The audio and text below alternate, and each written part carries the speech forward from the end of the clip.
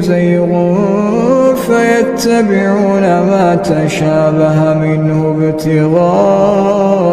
الفتنة وابتغاء تأويله وما يعلم تأويله إلا الله والراسخون في العلم يقولون آمنا به كل من عند ربنا وما يذكر إلا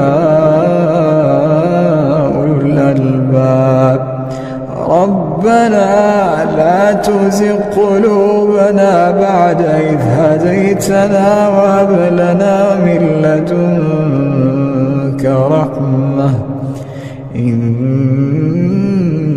أنت الوهاب